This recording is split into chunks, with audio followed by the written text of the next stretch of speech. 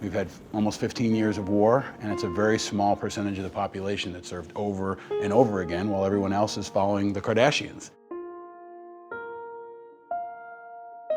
Suicide is a last resort option for some, but it's a first thought for others.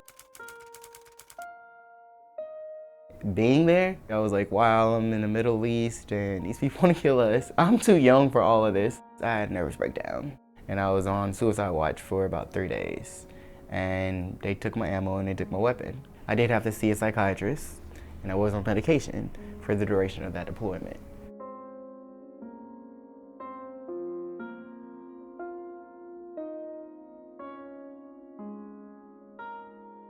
It's kind of like the early days of the AIDS crisis.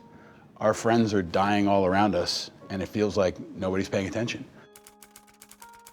We feel it because they're our friends, they're our brothers and sisters, our parents, but for the most part, America's living life uninterrupted. Why are we hearing so much more about these tragedies on a daily basis? Because many more are happening. We lost a guy named Jason Bonce when we first got home. We've lost others.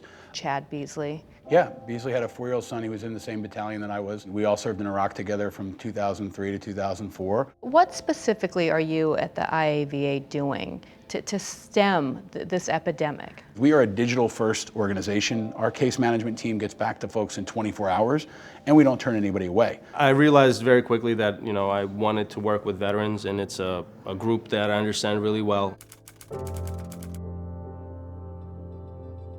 When I got out, a lot of the stuff that happened overseas kind of caught up with me. I ended up going to school to become a social worker, to work with veterans, specifically the Iraq and Afghanistan era. The Rapid Response Referral Program is exactly what the name suggests. We get contacted by veterans with various crises. What we do is we help them navigate the veteran space. A veteran could be contacting us because they're experiencing financial difficulty. But when you kind of dig deeper, there needs to be other things addressed in order to get that veteran to a stable place. Fortunate that IAVA is around. Spoke with Vadim. I told him, it feels like I'm in dire straits right now, and I just need a helping hand because I can't, pull myself up by the bootstraps at this point. By the end of that phone call, I had 5 resources, of which 3 of them were fruitful to help me get a lot of things handled that I never thought about. Employment opportunities, help me with, financial situation, or financial hardship is what they classify it as. It felt really good.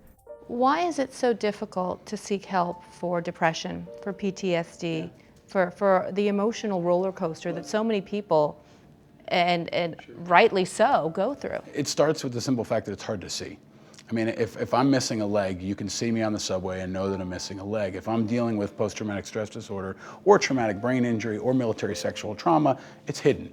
It's a hidden injury of war. I think that people feel like their experience is so dramatically disconnected from the American people that it's unappreciated.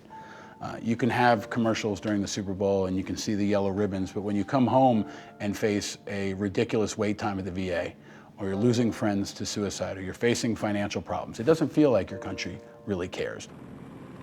I know people who are still on active duty have done 5 and 6 tours. You know what that does to a family? Do you know what that does to a person, mentally and physically? It's not going to be a magic medicine that saves somebody's life. It's not a fantastic doctor. That helps, but ultimately it's community and connection. I do know that I did have a breaking point where I felt like I was almost there, and I'm glad that I didn't. I'm in a better place now, healthier, happier. I'm more sociable now than I used to be. I don't have to put that wall up to keep people away. I was told that it's okay to not be okay. Just don't live there. So I don't live there anymore.